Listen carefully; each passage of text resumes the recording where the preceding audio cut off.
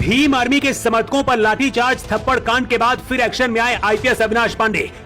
कभी खालिस्तानियों का एनकाउंटर तो कभी माफियाओं का सफाया, विवादों से रहा पुराना रिश्ता।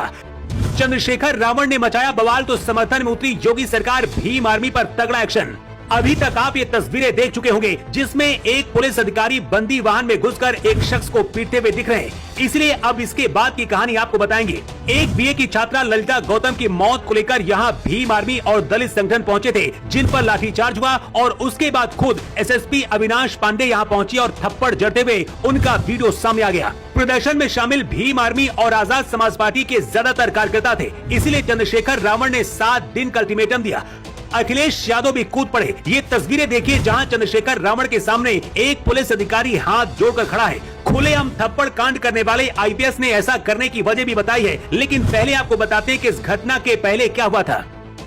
Lalita Gautam BA final year की छात्रा थी। 15 मई को अपने कॉलेज में परीक्षा देने के लिए घर से निकली थी, लेकिन शाम तक वापस नहीं लौटी। अगले दिन शव मिला, शरीर पर चोट के निशान थे। पुलिस ने सीसीटीवी फुटेज और सर्विलांस की मदद से गांव के रहने वाले अंकुश नाम के युवक को गिरफ्तार किया, जिसने कबूल किया था कि दोनों रिलेशनशिप में थे। अंकुश को शक था कि वो किसी और से भी बात करती है, इसलिए उसने मार दिया।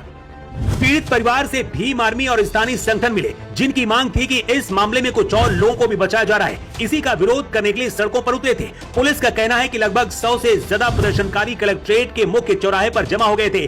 बिना अनुमति के मुख्य मार्ग को पूरी तरीके से जाम कर दिया था, जिससे शहर की यातायात व्यवस्था ठप हो गई। प्रदर्शन की कोई अनुमति पहले से नहीं ली गई थी। वायरल वीडियो में एसएसपी अविनाश पांडे पहुंचते हैं। पहले प्रदर्शनकारियों पर लाठीचार्ज होती है, इसके बाद बंदी वाहन में घुसकर हिरासत में लिए गए नोएडा के वकील रवि गौतम को भी वो पीटते हैं। एसएसपी ने अब सफाई दी है कि वो बंदी वाहन में आत्महत्या की कोशिश कर रहा था, इसलिए ऐसा किया गया।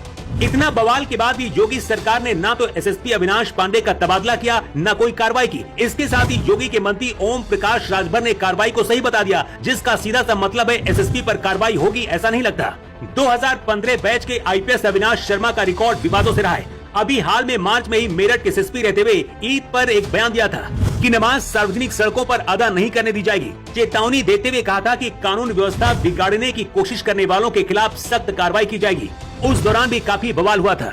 पंजाब के गुरदासपुर में ग्रेनेड हमला करने वाले 3 खालिस्तानी कमांडो फोर्स केसीएफ के आतंकियों को भी मार गिराया था। इस एनकाउंटर को लेकर कुछ मानवाधिकार कार्यकर्ताओं ने पुलिस की थ्योरी पर सवाल उठाए और इसे फेक एनकाउंटर बताया था। हालांकि बाद में अविनाश पांडे को गोल्ड मेडल दिया गया। मऊ जिले के कप्तान रहते हुए अविनाश पांडे ने मुख्तार अंसारी के पूरे आपराधिक साम्राज्य और उसके गिरोह को नेस्तनाबूद करने में बेहद आक्रामक और निर्णायक भूमिका निभाई थी। योगी के जीरो टॉलरेंस वाली नीति पर सही बैठते हैं। मेरठ कांड के बाद करीब 2 दर्जन लोगों पर नामजद कार्रवाई हुई है। 50 से ज्यादा अज्ञात लोगों की लिस्ट तैयार की गई है, जिन पर कार्रवाई हुई है। ज्यादातर भीम आर्मी के कार्यकर्ता हैं। इसीलिए अब सीधी लड़ाई चंद्रशेखर रावण और आईपीएस अविनाश पांडे के बीच दिख रही है। चंद्रशेखर रावण भारी भीड़ के साथ कूच करने पहुंचे थे, जहां एक पुलिस अधिकारी हाथ जोड़कर देखिए कैसे खड़ा दिख रहा है। अब सवाल ये है कि क्या पुलिस सिर्फ हाथ जोड़ने के लिए, कार्रवाई करने के लिए नहीं? हमेशा पुलिस ही गलत नहीं होती है, कई बार पुलिस को भी टारगेट किया जाता है। एसएसपी अविनाश पांडे ने जो किया, क्या वो सही था या फिर गलत, ये आप पर छोड़ते हैं। इसीलिए अपनी राय आप कमेंट बॉक्स पर लिखकर जरूर दें। अब 24 के लिए ब्यूरो रिपोर्ट।